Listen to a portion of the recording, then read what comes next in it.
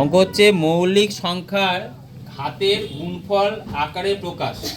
তাহলে আমি ঘাতগুলোকে এই সংখ্যাটা ভাঙবো, কিন্তু কি সংখ্যার আকারে ভাঙবো? মৌলিক সংখ্যা। তো তোমরা মৌলিক সংখ্যা জানো কি কি হয়?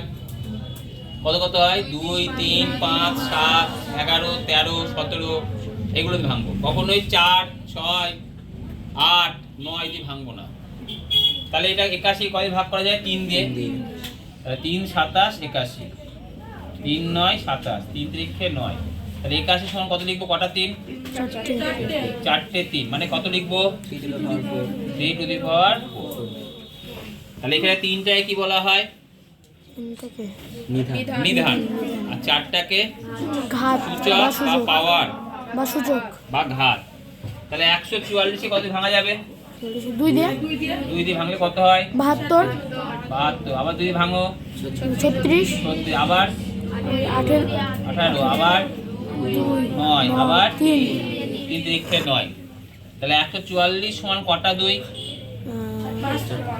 4টে 2। আর কটা 3? 3 দুটো। তাহলে 4টে 2 এর জন্য কেমন লিখবে? 2 টু দি পাওয়ার 4 গুণিত 3 এর স্কয়ার, তাই তো? এইভাবে এই অঙ্কগুলোকে বলা হয় মৌলিক সংখ্যার ঘাতের গুণফল আকারে প্রকাশ। এবার ধরো অঙ্ক আছে, একটা শূন্যস্থান দিলাম। শূন্যস্থানে এরকম যে 625 সমান 25 টু দি পাওয়ার কত হবে? থাকতে পারে অঙ্ক।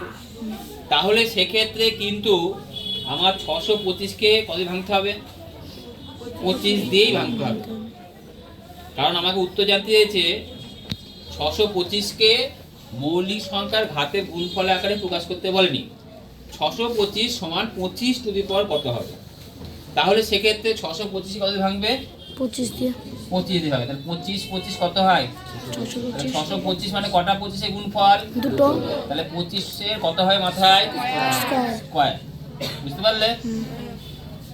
কিন্তু অঙ্ক যদি বলতো যে 625 সমান 5 টু দি পাওয়ার কত, তাহলে 625 কত ভাঙতে হবে? আমি 5 দিয়ে ভাঙতাম। 625 যদি 5 দিয়ে ভাঙা হয়, 5 25, 5 5 25, কটা 5?